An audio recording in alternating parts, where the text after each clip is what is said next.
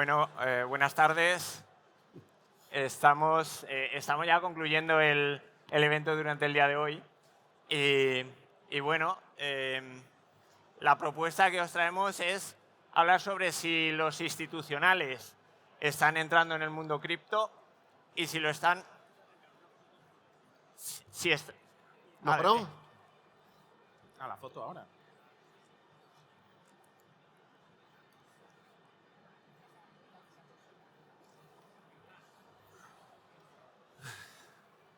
Pues eso, decía si los institucionales están entrando y cómo están entrando.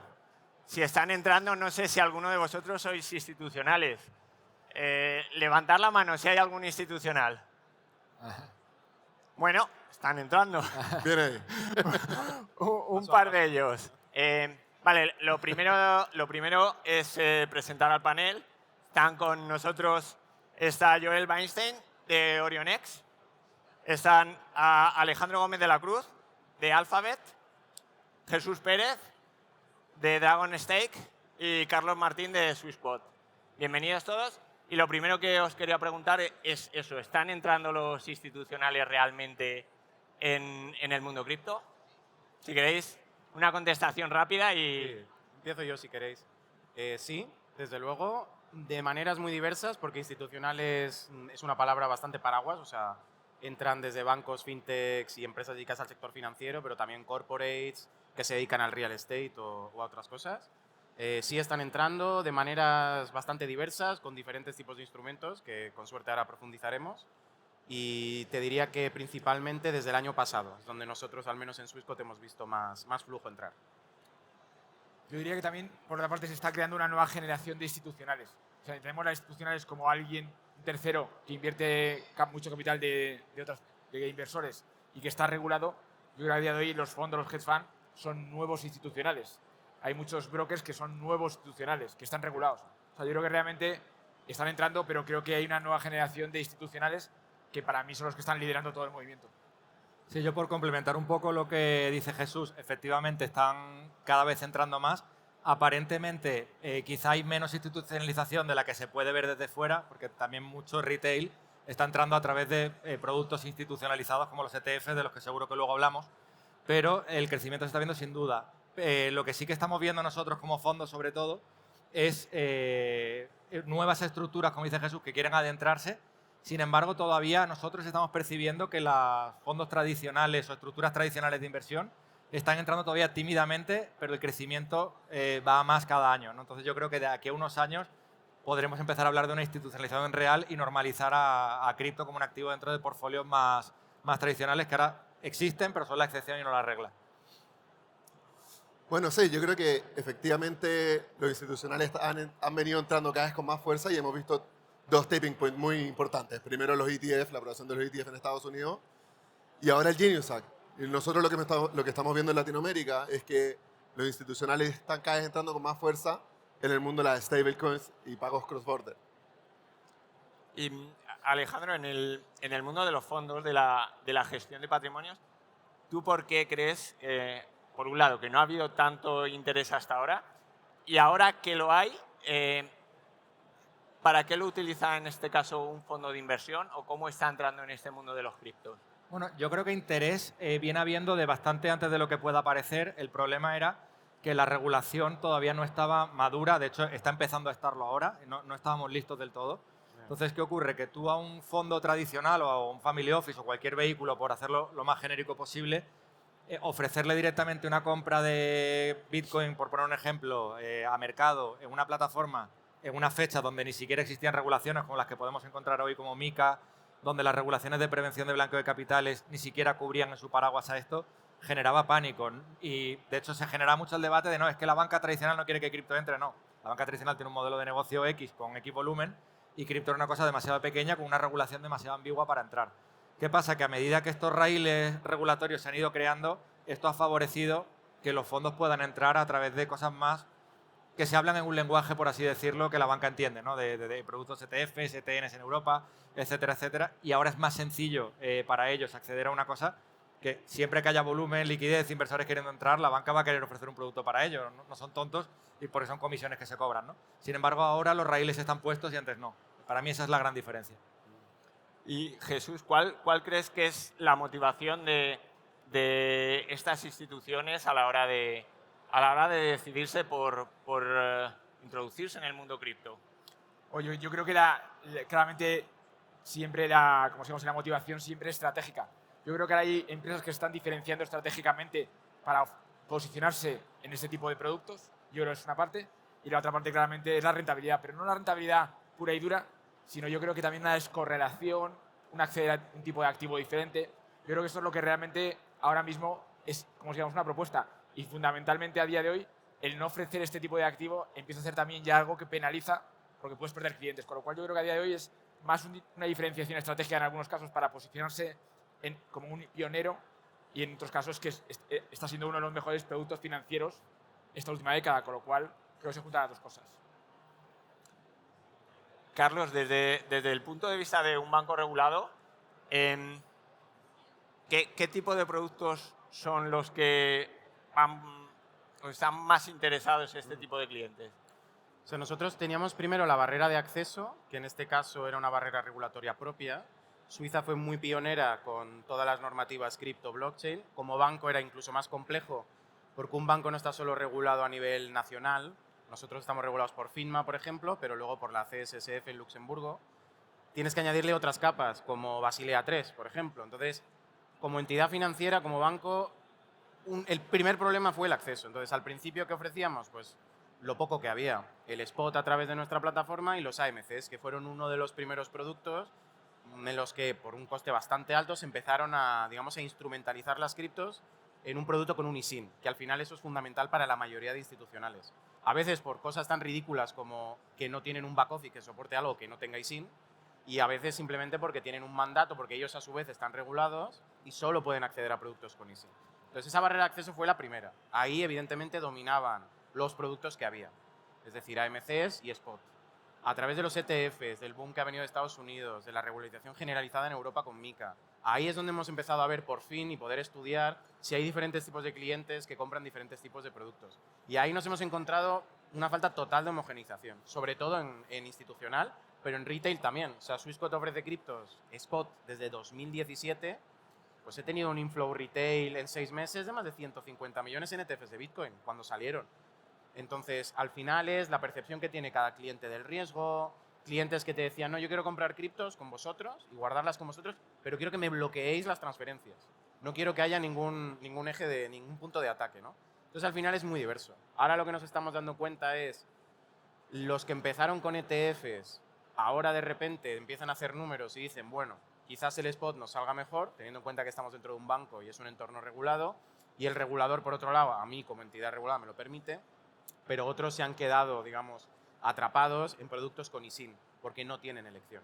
Esto para Bitcoin no es tan significativo, pero para Ethereum o Ether, en este caso, que te quita la posibilidad de stackear, porque aún no hay un ETF razonablemente priceado, creo que hay una AMC o dos, pero no hay un producto financiero ISIN marcado que te lo permita, pues sí que está frenando un poquito la adopción.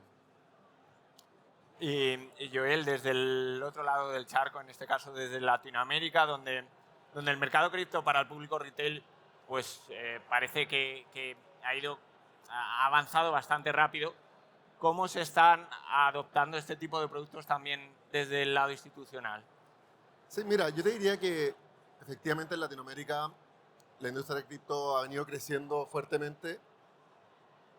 Ha sido principalmente impulsada por el mundo de las remesas. Argentina, Venezuela, son países que han visto sus monedas devaluadas fuertemente, buscan una alternativa, sus monedas locales, acceso a stablecoins. En el caso de Venezuela, poder mandar plata de vuelta a sus países, pero también pagos cross-border, ¿no? O sea, están las remesas familiares y los pagos cross-border. Y eso se está llevando al mundo institucional, hoy día sobre todo impulsado por la ley, por el Genius Act y la ley MiCA, que está validando las stablecoins como un medio de pago. Y eso está habilitando también que tanto empresas como instituciones financieras puedan empezar a hacer pagos locales 24/7 de alto valor, pero también cross-border.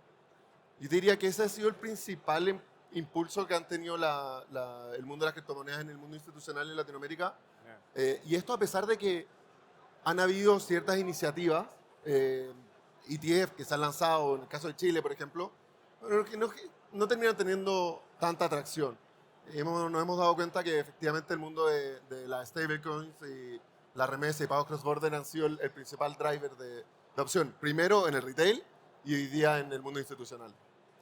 Sí, hablando de productos, Alejandro, sí que me gustaría preguntarte si el caso de pues, el lanzamiento del ETF sobre el Bitcoin fue un antes y un después y si eso ha supuesto también un aumento en la brecha entre el mercado norteamericano y el mercado europeo. Ok, es una pregunta compleja porque en realidad, como bien decíamos, el ETF no es más que un sobre, un envoltorio que se le da al activo que ya previamente se podía comprar, pero la realidad y la respuesta corta... Perdona que se ha caído esto. Lo agarro. La respuesta corta... Se me sigue oyendo, ¿no? Sí. La respuesta corta es que sí que lo supone por lo que comentábamos antes. El hecho de que este envoltorio se hable el lenguaje tradicional de banca, el hecho de que poder tener un ISIN, que fondos tradicionales o vehículos de inversión regulados tradicionales puedan acceder a ellos, bien sea por mandato, porque la ley les prohíbe invertir en productos no regulados, etcétera, supone una inyección de capital y de liquidez enorme. Por otra parte, el caso del ETF en Estados Unidos, en particular, ha sido un caso de, por llamarlo de alguna manera, un récord Guinness, en cuanto ha sido uno de los ETFs que más capital ha levantado en menos tiempo desde su apertura. Si lo comparamos con ETFs de oro en su momento, ¿no? Trasladándonos hacia atrás, los volúmenes han sido ingentes, con lo cual el nivel de aceptación ha sido muy fuerte. Con lo cual, mi respuesta sería que sí. Y en cuanto a si supone una fricción o un salto comparativo entre Estados Unidos y Europa, yo creo que también, lo que pasa es que no creo que únicamente sea porque el hecho de que haya aparecido un ETF haya más volumen de cripto en Estados Unidos, creo que es multifactorial. Se trata de una jurisdicción, un país, o llamémoslo X, que tiene menos aversión a invertir en cosas nuevas, cuando en Europa pues somos más tradicionales, más lentos. Y por otra parte, como es obvio, el tema regulatorio. En Europa regulamos y luego tratamos de ver cómo encajar la realidad, y en el otro lado del charco pues se hacen cosas y luego se trata de regular. Cada uno tiene su parte buena y su parte mala. Regular a la postre de que el mercado haga algo te permite avanzar más rápido rompiendo cosas por el camino, y lo otro evita que se rompan cosas a cambio de frenar innovación, desarrollo, volumen. Y la consecuencia es un poco esa. Lo hemos visto en el caso de Bitcoin, pero en otras muchas leyes también viene ocurriendo, ¿no? Carlos, en el caso de Swissquote, el producto más demandado es el ETF de Bitcoin. ¿Cuáles serían los productos que más os está pidiendo el cliente? Producto, digamos, cripto nativo, evidentemente Bitcoin siempre es el número uno. Luego hay sorpresas, o sea, este año ha sido la primera vez, por ejemplo, que Ether ha perdido el spot número 2. De hecho, en 4 o 5 ocasiones, en 4 o 5 meses del año.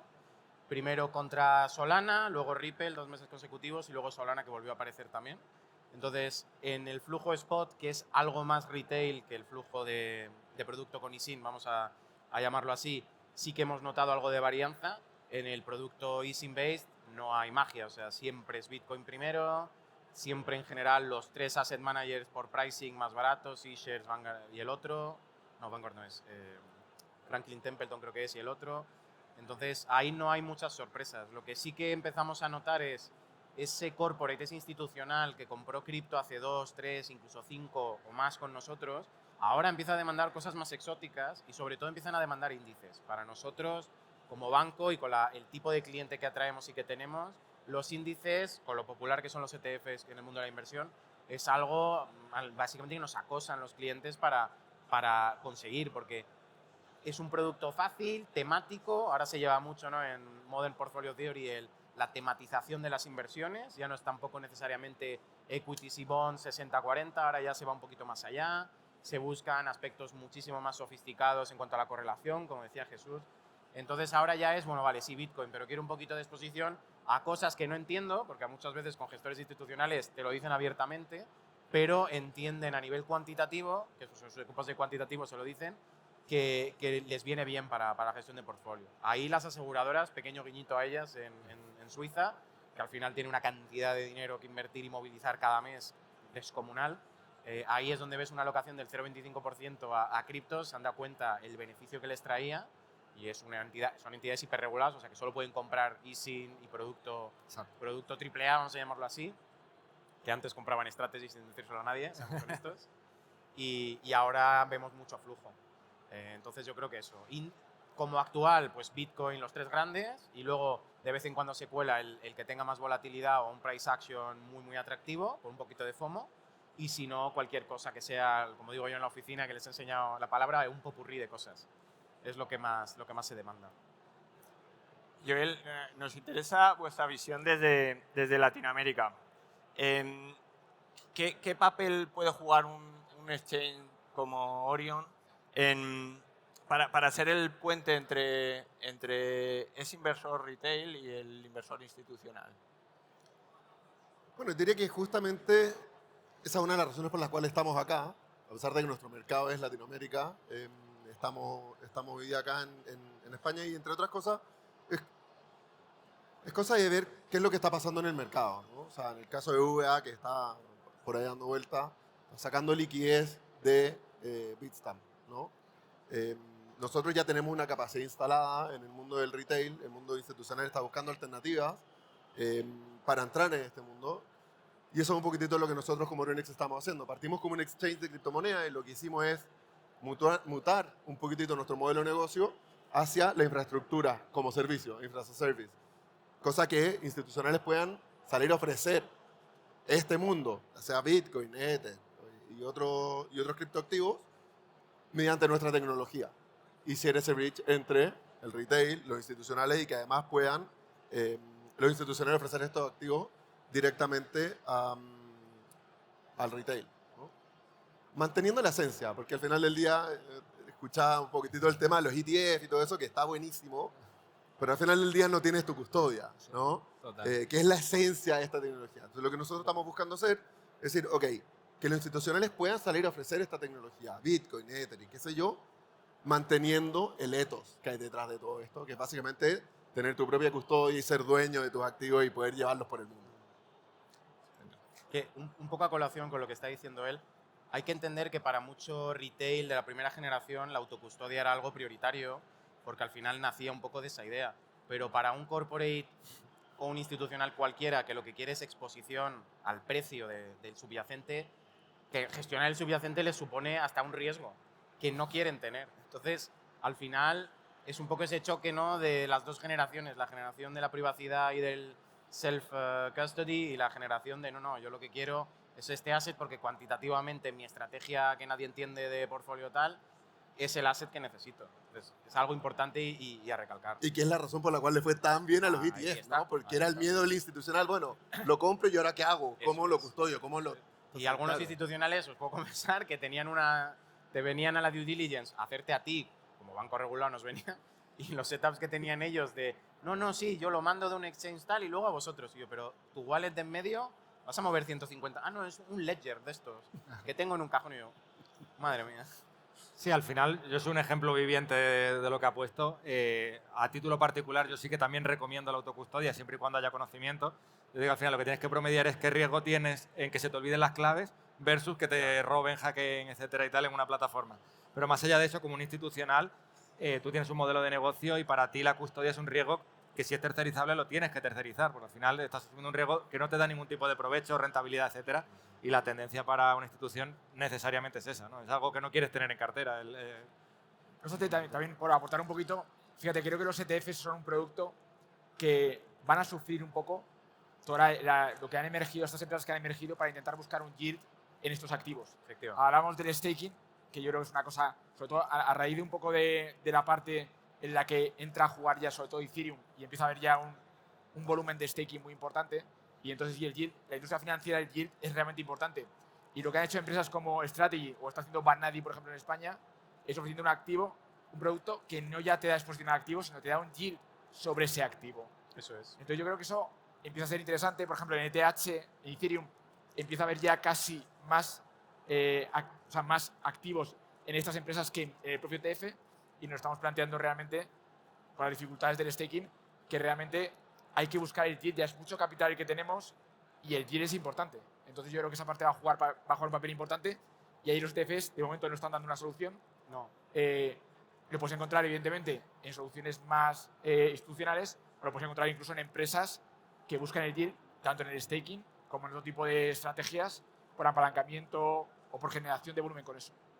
Y estar notando ese, o sea, desde Dragon State, ¿estáis notando ese apetito del inversor institucional de empezar a entrar a hacer estrategias de staking o Yo creo que esa parte de la madurez, una vez que tienes un montón de capital, Iba a decir la misma un montón de, palabra. metes un Sí, montón de sí. capital y lo tienes parado, hombre, ¿Para qué? en Bitcoin evidentemente es más difícil sacar yield, pero en todo lo demás, donde en el staking el yield es como la capacidad de dar un yield con menos riesgo posible, porque dar un yield en Ethereum, en staking, tienes el mismo riesgo que está en la plataforma, es como tener un bono de estados, es como tener dólares y no tenerlo en un bono del tesoro. Eso es. Es decir, yo creo que en algún punto ya el inversor que entiende ya el activo y que ya ahí está yendo un poquito más allá de exponerse al precio, va a entender que tiene que sacar un yield en los activos. Y el staking a día de hoy, digamos que es la base del retorno sin riesgo en los proyectos.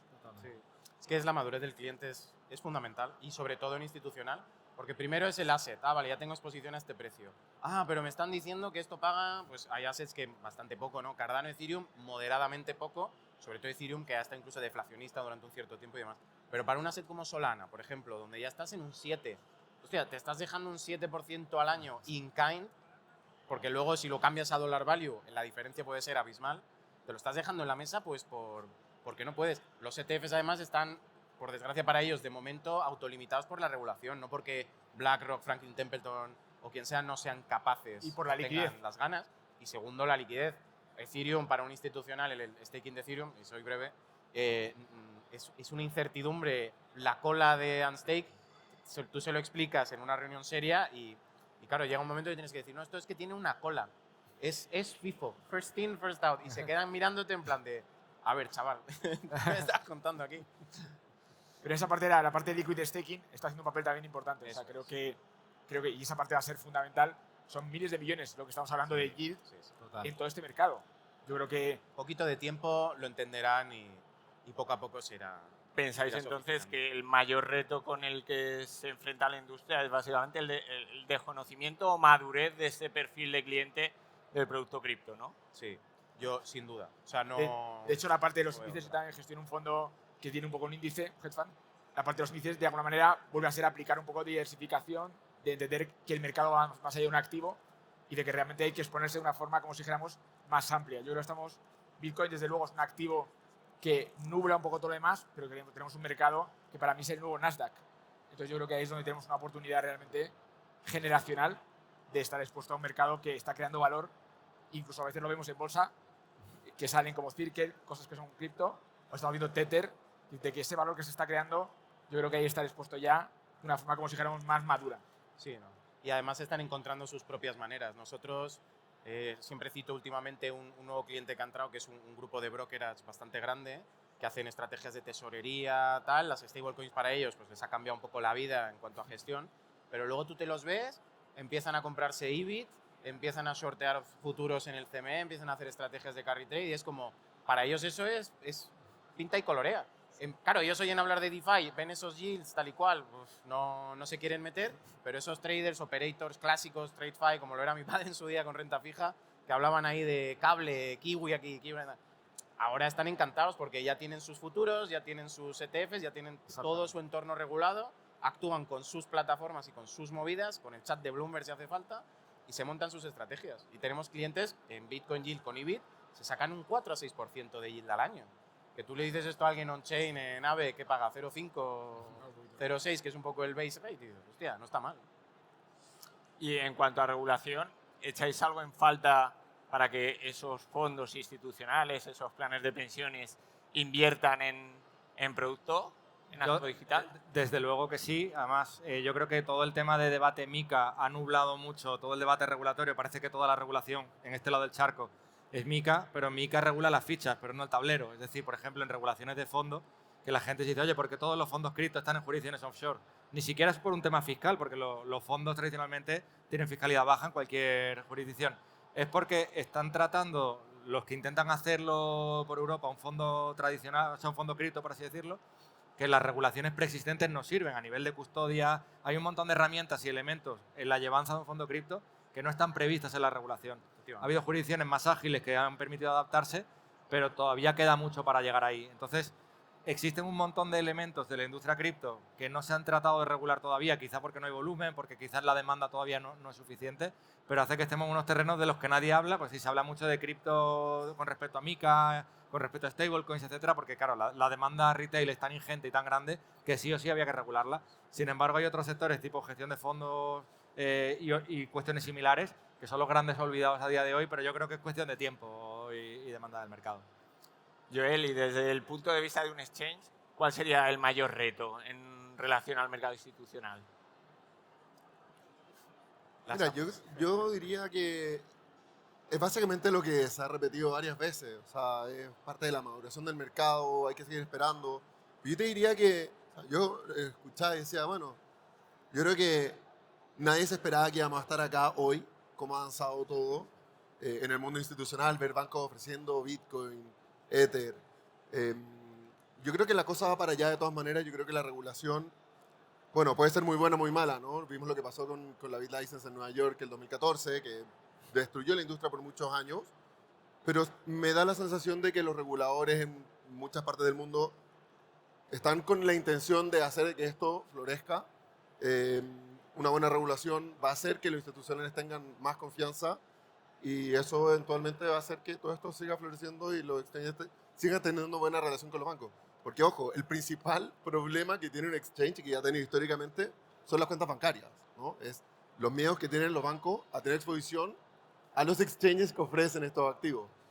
Y eso cada vez se ha ido disminuyendo y la regulación y la maduración del mercado está haciendo que eso cada vez, que esa relación cada vez sea mejor.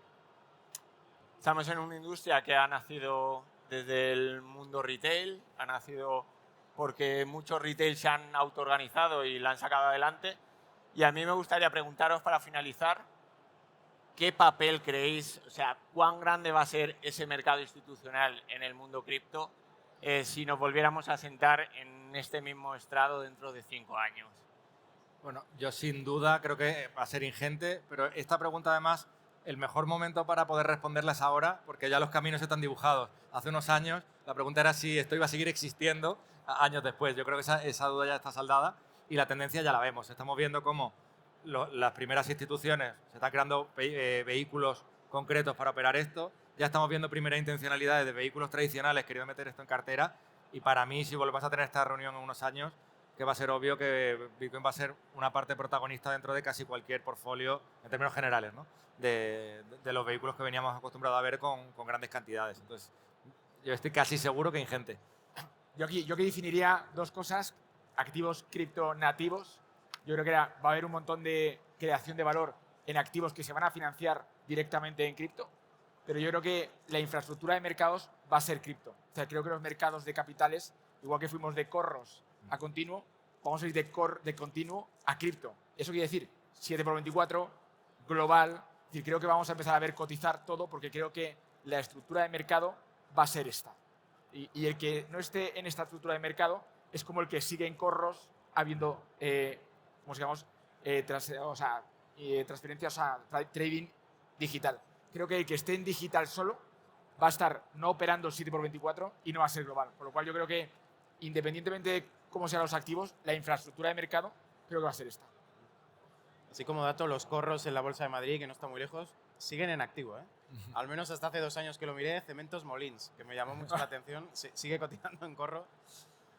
Sí, yo creo que va a haber un split muy claro, ¿no? El split pura infraestructura. Yo internamente sí que es verdad que empecé a usar cripto más para el asset class como producto de inversión y digital asset como el paraguas un poquito que vale para todo, pero estoy totalmente de acuerdo con Jesús aquí. Yo creo que los corporate... Hay que mirar, o sea, si miramos los gráficos con mucho detenimiento, Coinbase desde 2023, finales del 23, ya tiene más volumen institucional que retail. Eso, evidentemente, no es lo mismo el volumen, porque evidentemente el volumen puedes multiplicarlo cada día, depende de la velocidad a la que mueves los fondos, etc. Pero ya es infinitamente superior en institucional. De hecho, los últimos datos de Coinbase son 80-20, más del 80% del volumen es institucional. Luego, si volvemos a institucional desde un punto de vista de producto de inversión, allocation, strategies, yield, las capas que le queramos añadir. Yo creo a nivel cuantitativo, hoy en día no puedes encontrar una excusa. Cualquier empresa con una tesorería medianamente sofisticada de cualquier tipo de campo en el que invierta, pero digo, desde real estate, e-commerce o commerce general, ya no hablemos ni de gente que tradea commodities, que es algo muy, muy común donde estoy yo basado en Ginebra. Es ya indispensable. Las stablecoins tendrán su rol paralelo hasta que las stablecoins no se usen para settlement. Creo que la infraestructura financiera va a laguear muchísimo, porque ahora cada vez conozco más gente en banca que está pasando por el crucifijo que me comí yo 3 años de hacer el cambio de infraestructura legacy a la nueva. Todos van a pasar por ahí. Poco a poco todo el mundo lo va a empezar a entender, pero no soy tan positivo en cuanto al que el cambio vaya a ser tan rápido. Creo que cada vez va a ser más obvio, pero luego la realidad va a ir un poquito más para atrás. Creo que el producto de inversión va a acelerar muchísimo de aquí a 3 años, sobre todo en institucional. Yo me veo ya las aseguradoras yendo por este camino y fondos de pensiones, que de verdad son los mayores institucionales que hay, pero la parte de infraestructura les falta un gran empujón ahí. Bueno, para no seguir hablando de lo mismo, y lo complemento un poquitito con la stablecoins, que es un poquitito quizás más mi tema, y el tema del 24/7, que Nasdaq ya se está yendo al 24/7 Ya está ahí. y el mundo se está yendo para allá, ¿no? Yo creo que eso va a ser uno de los grandes cambios que vamos a ver en los próximos años y que ya está siendo muy fuerte. O sea, yo creo que aquí pocos saben que JP Morgan, por ejemplo, hoy día mueve $2.000 millones al día a través de su depósito tokenizado, que es básicamente un stablecoin, y ya ha movido $1.5 billones. Genius Act y la ley MiCA Cuestión de tiempo. va a llevar al mundo institucional, a la banca, hacia allá. Yo creo que en los próximos 3 años va a haber un cambio muy grande, principalmente en eso, que tiene más que ver con la infraestructura de base de cómo se mueve el mundo hoy día financiero. Bueno, pues a la pregunta de si los institucionales estaban entrando en el mundo cripto, era evidente, y en un evento cripto que menos, pues que sí es así. Hemos visto cómo lo están haciendo y bueno, probablemente eso, si repitiéramos este panel dentro de unos años, veríamos que el porcentaje sobre la inversión total en esta industria pues será mucho, mucho mayor. Nada más, darle las gracias a todos los ponentes del panel y daros las gracias a todos los asistentes. Un aplauso para ellos.